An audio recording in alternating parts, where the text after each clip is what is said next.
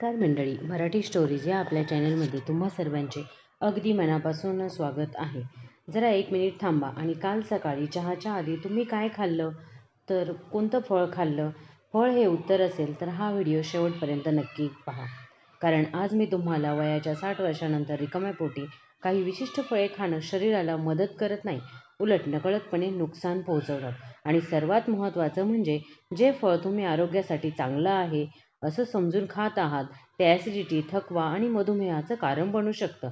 पाहत राहा आणि 2 मिनिटांमध्ये तुम्हाला सर्व काही स्पष्ट होणार आहे.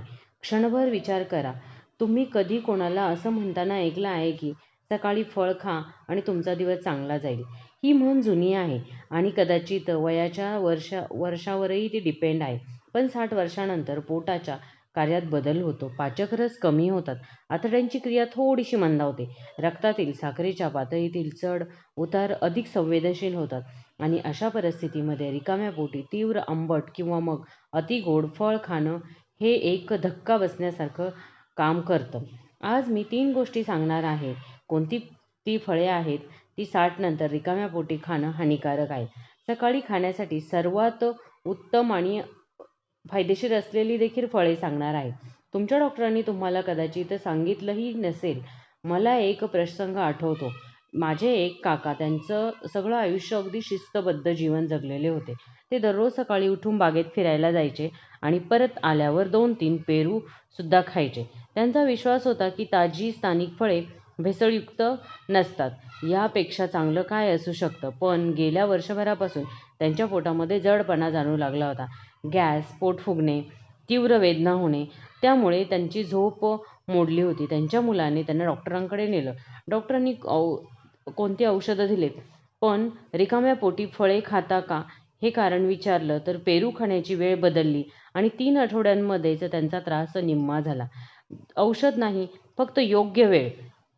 कुठलंही फळ खाताना आपण विचार केला पाहिजे की हे फळ खाण्याची ही वेळ योग्य आहे का, आणि मगच त्याचा वापर केला पाहिजे. जाणून घेऊया की ती 5 फळं आहेत जी म्हणजे संत्री व्हिटॅमिन सीचा खजिना आहे. हे खरं आहे, पण त्यात जितकं व्हिटॅमिन सी असतं तितकंच तो तीव्र आंबटपणा सुद्धा असतो. त्यामुळे सकाळी रिकाम्या पोटी जर तुम्ही संत्री खाल्लं तर तुमच्या पोटामधील आम्ल वाढू शकतं आणि थेट पोटाच्या आतल्या भिंतींवरती त्याचा प्रभाव होतो. म्हणून ॲसिडिटीही वाढू शकते, जळजळ वाढू शकते, आंबट करवट ढेकर येऊ शकतात आणि कधी-कधी उलटी देखील होऊ शकते खूप ॲसिडिटीमुळे आणि पोटही दुखू शकते.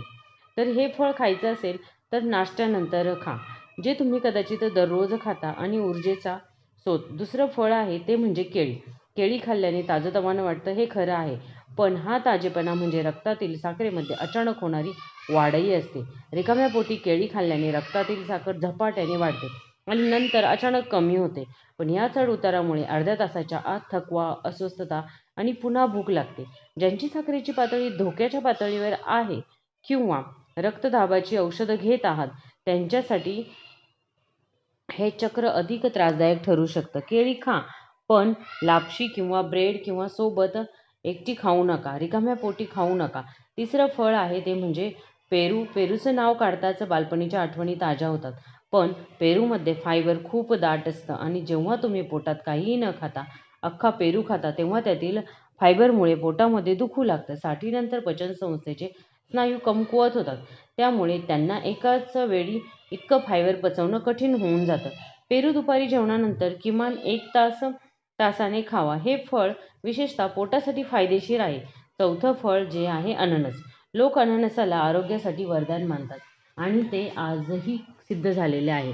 पण अननस कधीही रिकाम्या पोटी खाऊ नये. अन्नपचन होण्यास त्रास होतो. रिकाम्या पोटी खाल्लं तर यातील घटकांचा तुमच्या आरोग्यावर वाईट परिणाम होऊ शकतो. शेवटी अननस पण थोडं आंबट असलेलं फळ आहे. साठीच्या संवेदनानंतर सकाळऐवजी दुपारच्या जेवणानंतर फळं खाल्लेले चांगले.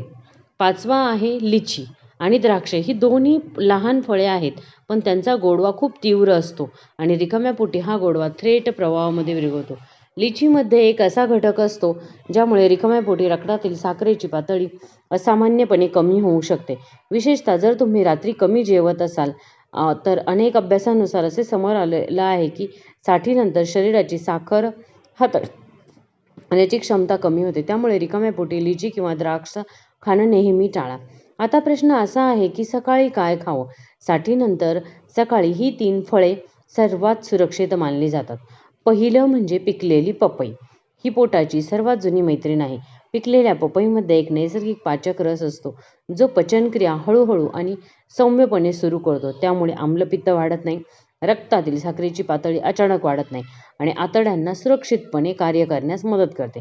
साठीनंतर 1 वाटी पिकलेली पपई शरीरासाठी सर्वात सौम्य सुरुवात असते. फक्त एक गोष्ट, कच्ची पपई रिकाम्या पोटी खाऊ नका.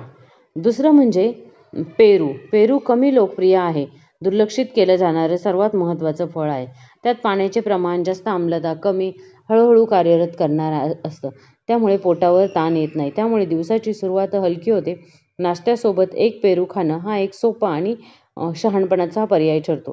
तिसरं आहे ते म्हणजे सफरचंद. रिकाम्या पोटी सफरचंद खावं म्हणजे सफरचंदाचे नैसर्गिक आंबटपणामुळे पोटात थोडी जळजळ होऊ शकते, पण नाश्त्यानंतर 20 ते 25 मिनिटांनी सफरचंद खाल्ल्याने फायबर, पोषक तत्वे आणि नैसर्गिक ओलावा मिळतो.